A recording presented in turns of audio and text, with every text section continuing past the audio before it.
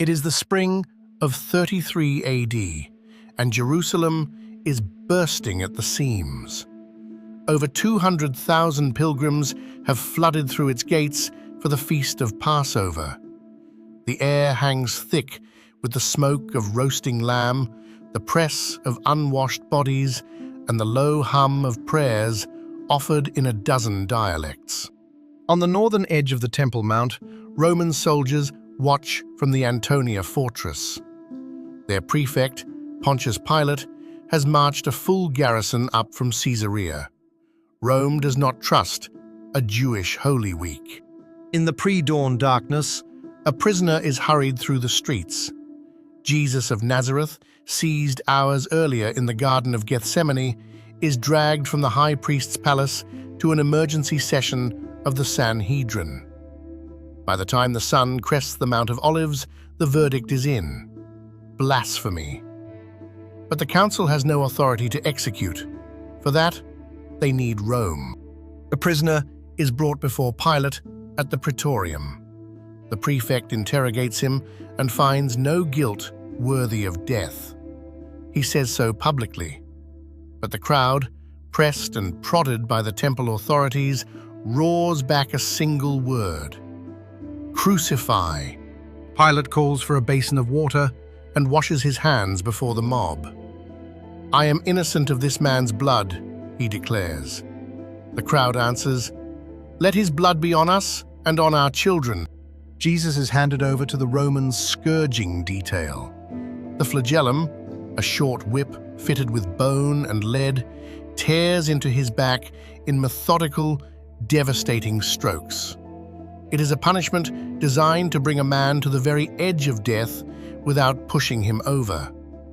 When it is finished, soldiers drape a scarlet robe across his shredded shoulders, press a crown of thorns into his scalp, and kneel in mock reverence. Hail, King of the Jews! The procession begins.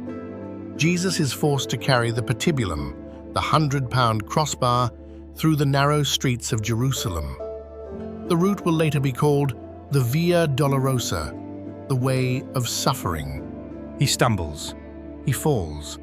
The soldiers, unwilling to lose their prisoner before the hill, seize a man from the crowd, Simon, a pilgrim from Cyrene, and force the crossbar onto his shoulders.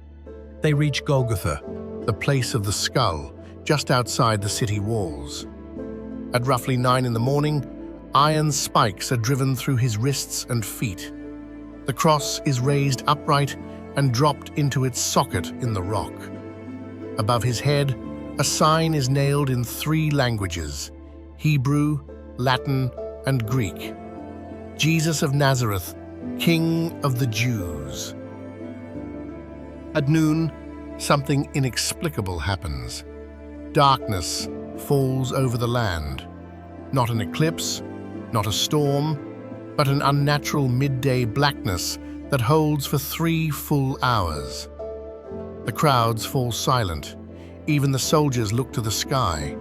From the cross, Jesus speaks 7 times. He forgives his executioners. He promises paradise to a dying thief beside him. He cries out in anguish to his Father. And then, at 3 in the afternoon, he draws one final breath and says, "It is finished."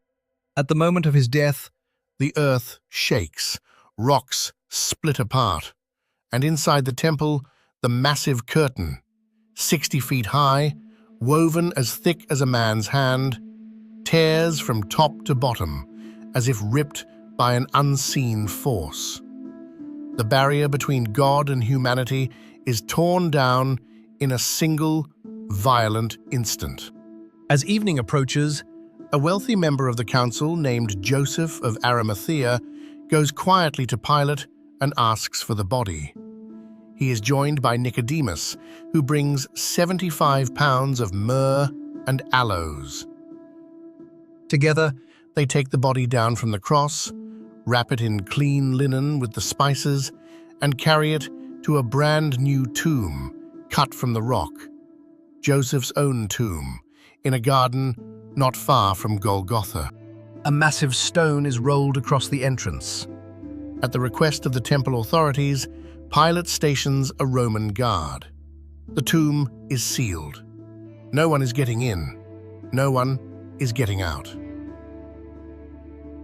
Jerusalem falls quiet as the Sabbath begins. The disciples scatter, grieving, terrified, utterly convinced that everything they believed has died on that hill. To them, this is not a holy day, it is the end. But history, it turns out, is merely holding its breath. If you enjoy this type of content, please consider liking and subscribing to our channel. Thank you for watching.